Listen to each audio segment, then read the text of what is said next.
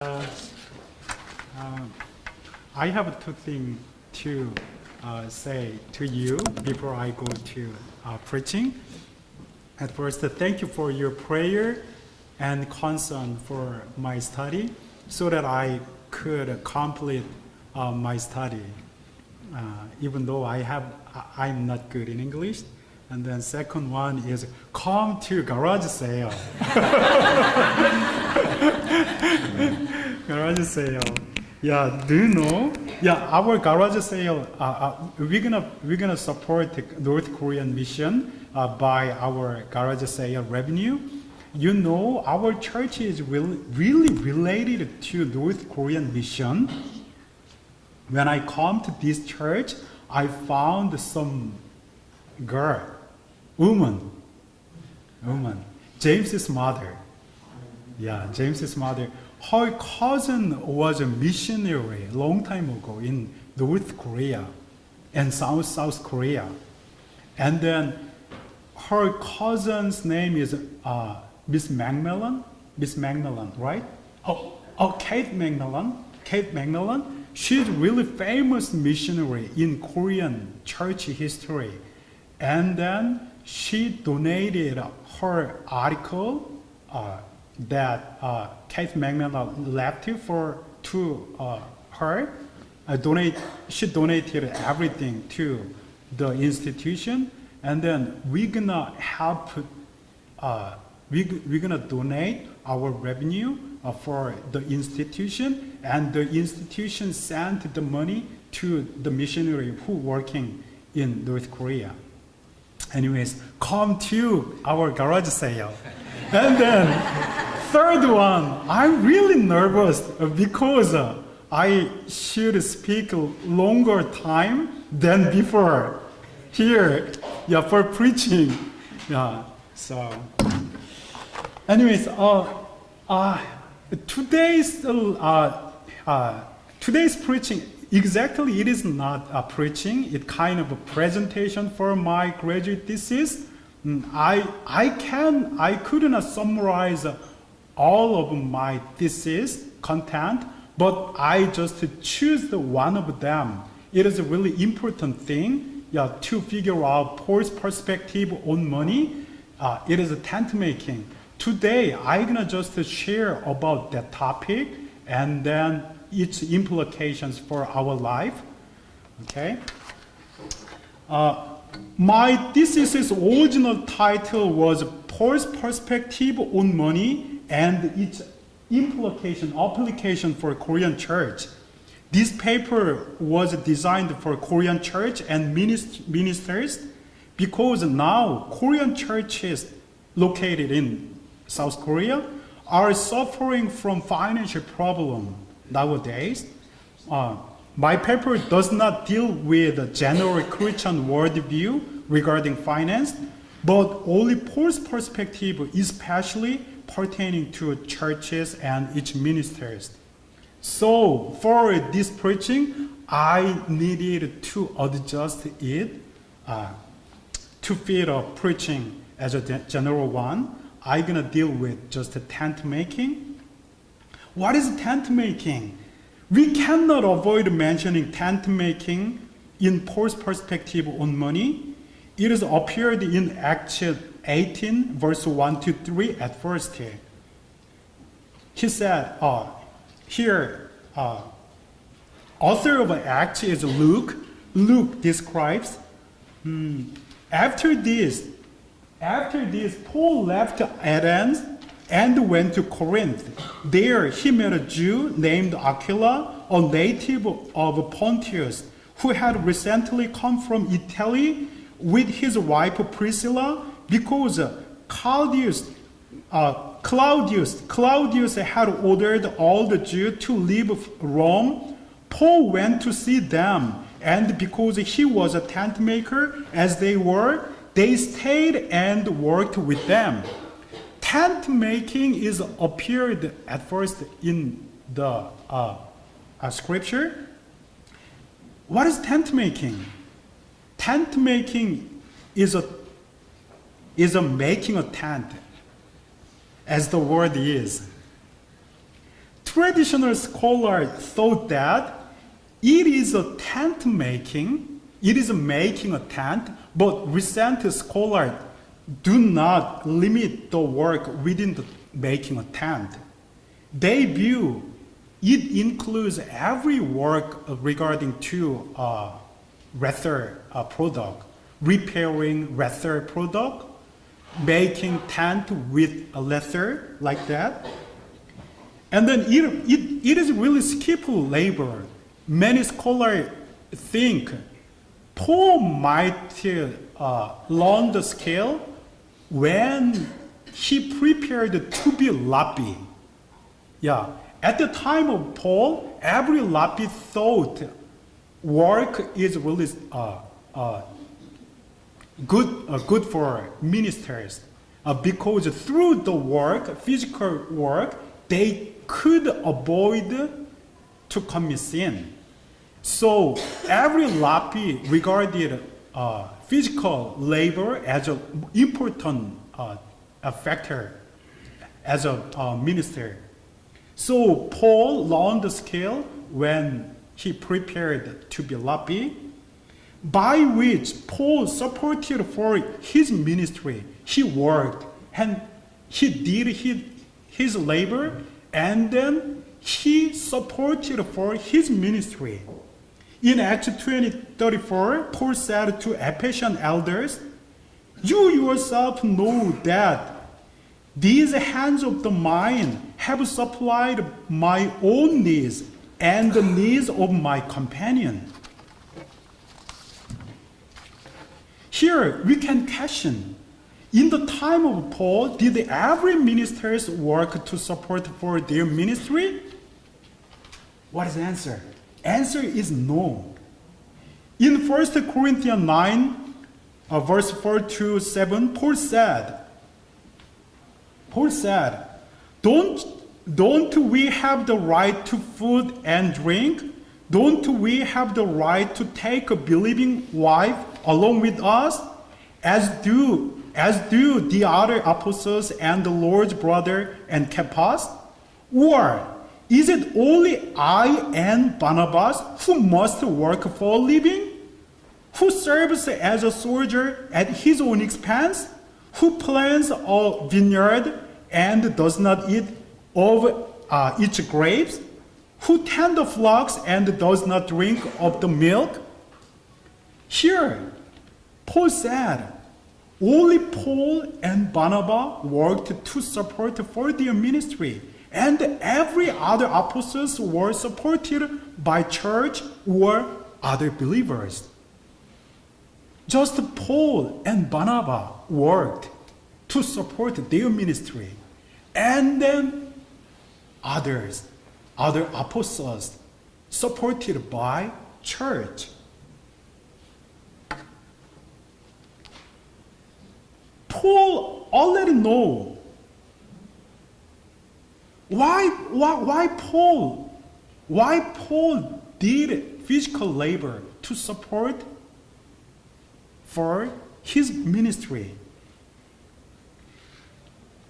Paul already knows that financial support is legitimate for church ministers by the three approvals. One is Old Testament principle.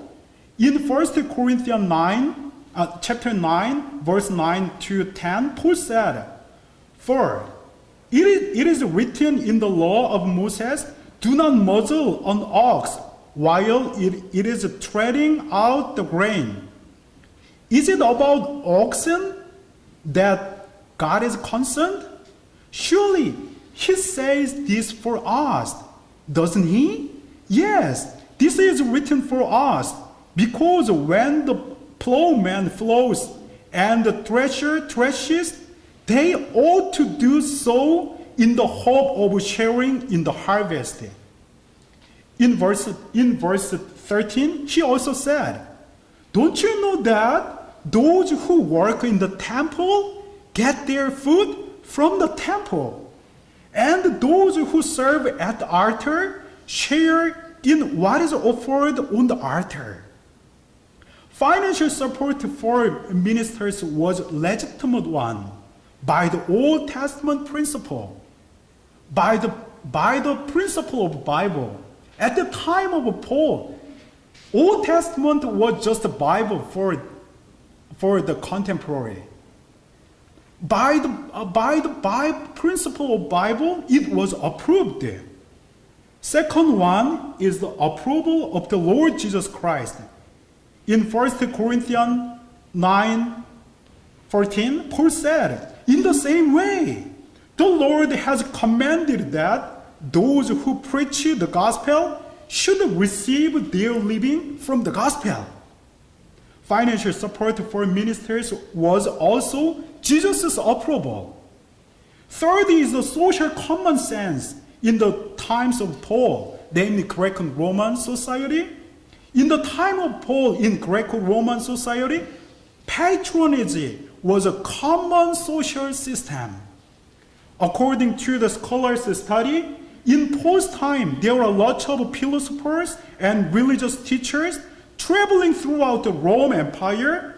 They taught their thought and then sustained their livelihood by supporting from their followers.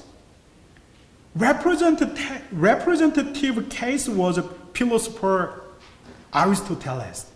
He was a disciple of Plato and Socrates. He was supported by the king Philippus. Supporting is a normal system in Greco-Roman society. It was not rare one.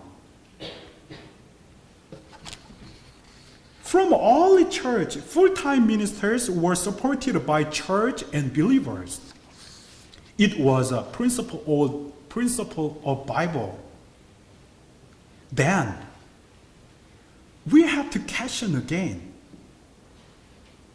Paul already knows financial support is a legitimate one, but he rejected to get support from believers.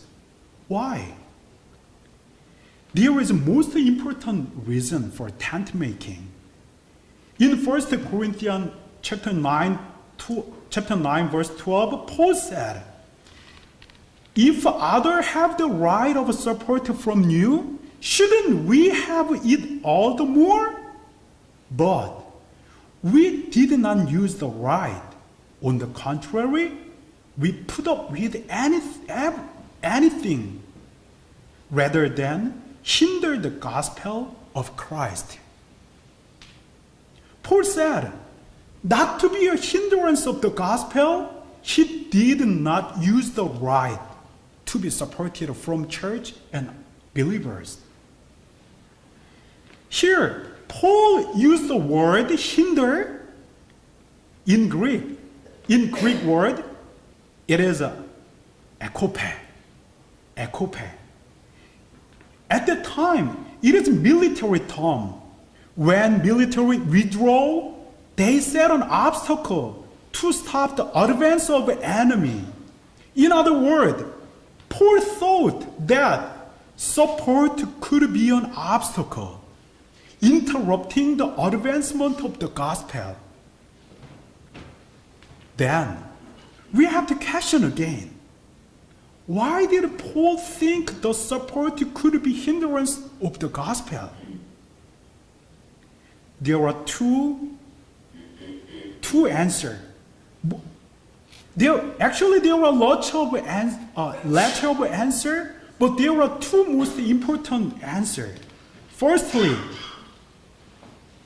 Paul thought that the support could be burdensome to believer, and the burden could be a hindrance to advancement of the gospel.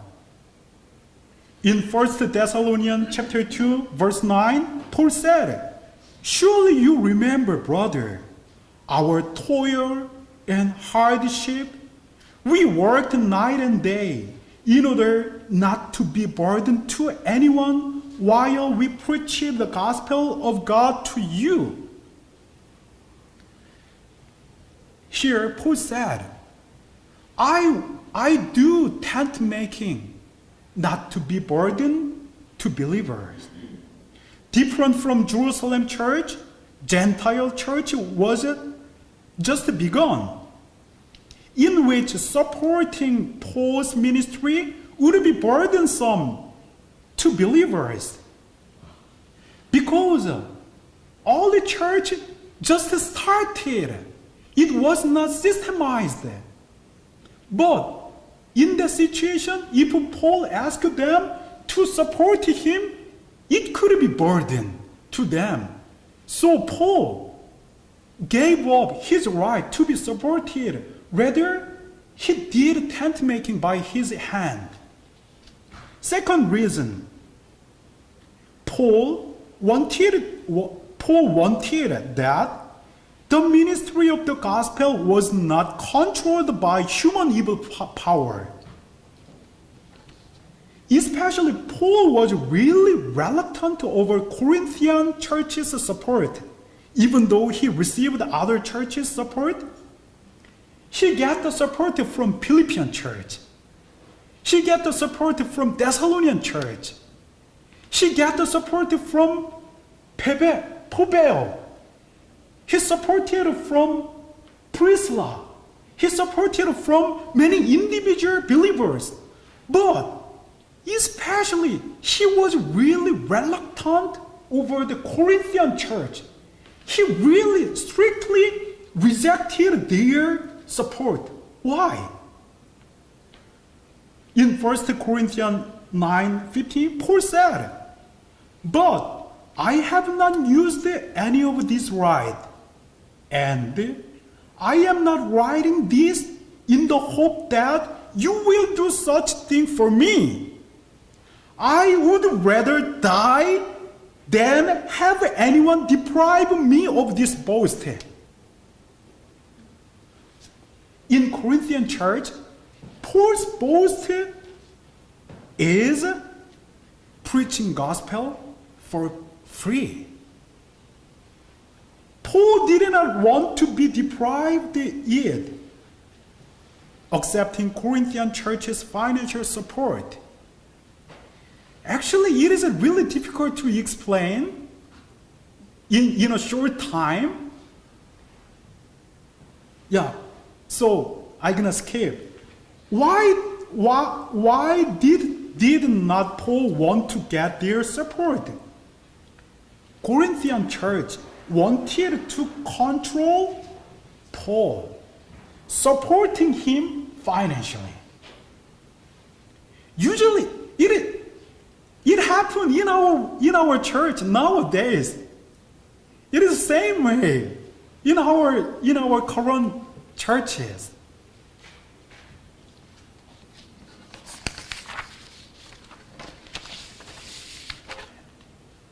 In Greco-Roman society, patronage was a common system, but it has a sneaky trait. It pursues mutual benefit. Many politicians, in the time of Greco-Roman, many politicians donated finance for their political district, and they wanted to get political fame to sustain their political benefit.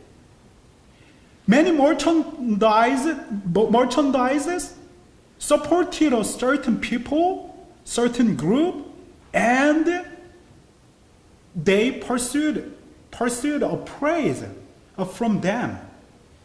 And then they required from their client to praise him. When someone supports a man, it was expected to be paid back at the proper time. Those are usual patronage system in the time of Greco-Roman society. Corinthian believers were accustomed to the patronage at the time. Representative case for patronage in Corinthian church was Isthmian game. Yeah, it's difficult to pronounce. Isthmian game, It was a kind of ancient Olympic game in ancient Corinthian. Many politicians and rich merchandise hired someone as their player. And then the player played at the Olympic game. And then when they win, they share the glory with their supporter. Their supporter boasted, the player, I am supporting them. I am supporting the player. And then they shared the glory of the winning. And then they controlled the player. And then the player tried to fit their taste. The Olympic game was held in Corinth, rich city Corinth. The patronage was a really common one at the time, ancient Corinth. And then, in the same way, Corinthian rich people wanted to control Paul. And then they want to share the glory of the Paul's ministry, not gospel. Paul recognized that, and then he really rejected. I don't want your support. It was a reason to reject especially Korean churches' support. Then we should think how to apply it our life. First one, sometimes we need to give up our legitimate right for the advancement of the gospel. Paul gave up his legitimate right, thinking that if he used the right, it could be an obstacle to the advancement of the gospel. We have lots of legitimate right. If we can use the right, and then nobody blame about that. However, sometimes we should give up the right when it could be a hinder to the gospel. In our life, in our job, sometimes we are required to give up our legitimate right. Why? Because for the sake of the gospel, we need. Jesus gave up every right, his right, as a Son of God. And then Jesus died on the cross. And we got the way to life. Second one, give help for others without any intention as we help someone. Corinthian church wanted to control Paul by his support. Paul thought that it could hold the freedom of the gospel, and then he rejected it. When we help someone, just to help, thinking Jesus' word. In Acts 20, verse 35b, Jesus said, Luke, author of the Act, Luke, quoted Jesus' saying, Jesus said, it is more blessed to give than to receive. Jesus gave everything he had, even life, to us. And he became the Lord on our life. Giving everything, he became a Lord over all mankind. Number 3, we should consider church's financial situation in our personal economic plan. In religious religious system in Old Testament era, offering or believers' support was used to sustain the religious system, such as temple, maintenance of temple, and ministers' livelihood, like Levites and priests. In the time of Paul still recognized it was a crucial way to sustain their religion, even though he gave up. When we make a financial plan, Christians should consider their local church's economic situation. It is a really crucial point for Christian economy plan.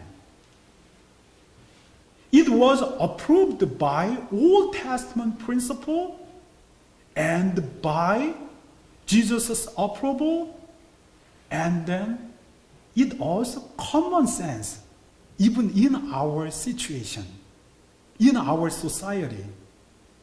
If someone belongs to some group, we care about their financial condition. But many of Christians don't care about that. But many of us, on the other hand, many of Christians really care about that. But many of Christians also don't care about that. They think, I don't know what they are, what situation they are. But in Bible,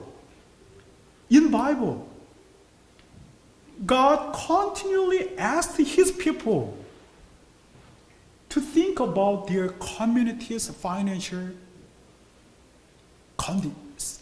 condition, to sustain their religious system. 3 point is our implication for Paul's perspective. Okay, let's pray. Okay.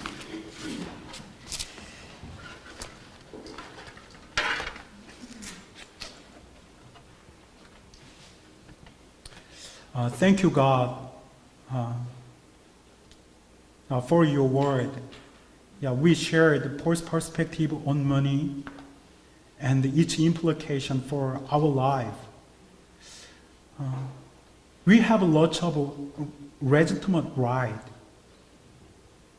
No one blame us as we perform the right. But sometimes you ask us to give up the right. God, we want to give up our right given to as a legitimate one.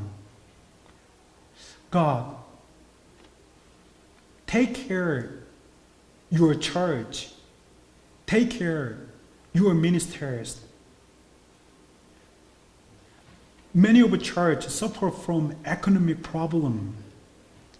Some of the church make a huge problem in financial matter, but some of the church really suffering from financial situation. God, take care your church. God, sometimes we help someone and then we want to control them by our helping. God, we want to help neighbor without any thinking. Help us so that we can help others according to your pure will. I pray in Jesus' name. Amen.